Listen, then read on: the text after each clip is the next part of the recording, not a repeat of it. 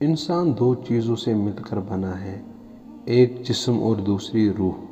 جسم کی نشو و نما کے لیے انسان اچھی غذا کھاتا ہے، جسمانی غذا، اور اچھی غذا جسمانی طاقت کے لیے بہت ہی ضروری ہوتی ہے، لیکن روح کی بالادگی کے لیے اچھی روحانی غذا کی ضرورت ہوتی ہے۔ جب انسان کے جسم میں افعال یعنی فنکشن میں فطوری واقع ہوتا ہے تو اسے جسمانی لاحق امراض ہوتے ہیں اور جس کا علاج نہیں ہوتا ہے، اور جب انسان کی نیت میں فطور واقع ہوتا ہے تو اسے روحانی امراض لاحق ہو جاتے ہیں۔ جسمانی امراض کا صحیح علاج نہ کیا جائے تو انسان قبر کی گڈھے تک پہنچ جاتا ہے،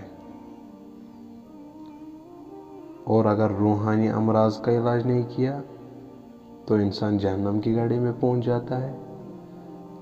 جسمانی امراض کے علاج کے لیے حکیم، ڈاکٹر کے پاس جانا پڑتا ہے، اور روحانی امراض کے علاج کے لیے کسی مرشد کے پاس آنا پڑتا ہے۔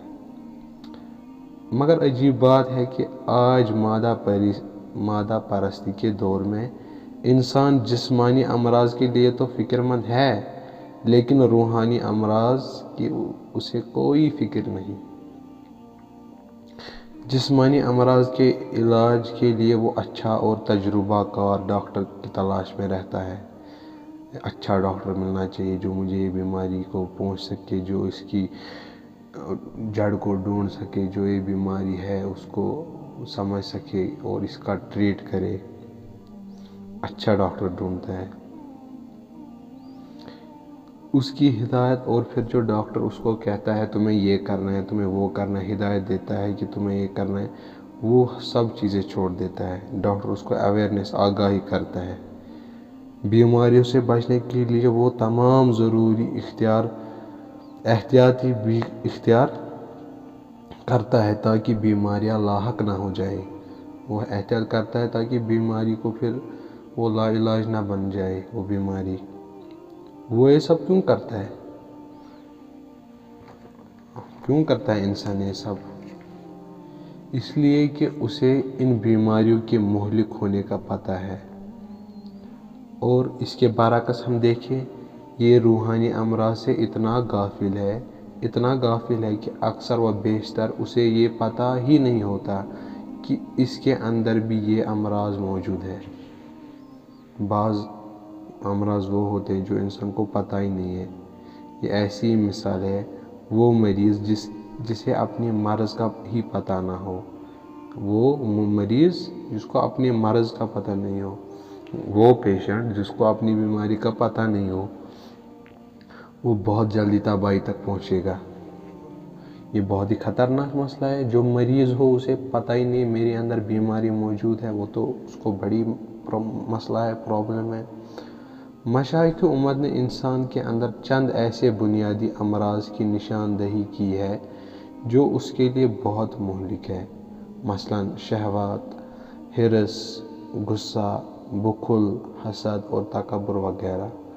اگرچہ روحانی امراض بہت سارے ہیں اور بھی کئی ہیں، لیکن وہ ان کا ہی مرکب ہوتی ہے یا ان سے ہی ماخوذ ہوتی ہے۔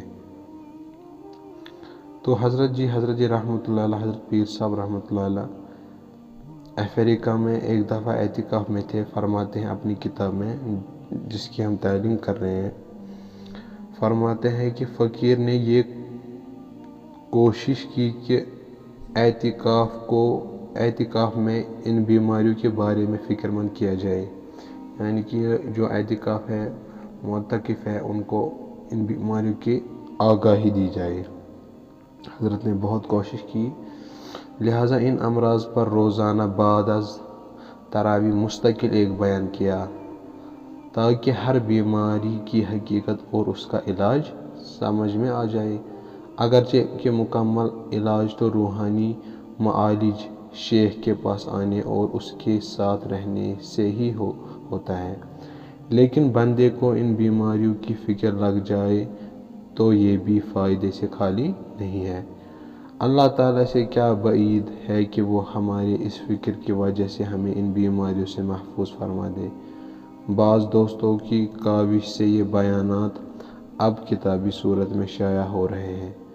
اللہ تعالیٰ ہماری حضرت پیر ذوالفقار احمد نقشبندی مجددی رحمۃ اللہ علیہ کی درجات کو بلند فرمائے اور اجر عظیم دے جو کہ حضرت رحمۃ اللہ نے ان کتابوں کو ہم تک پہنچایا ہے۔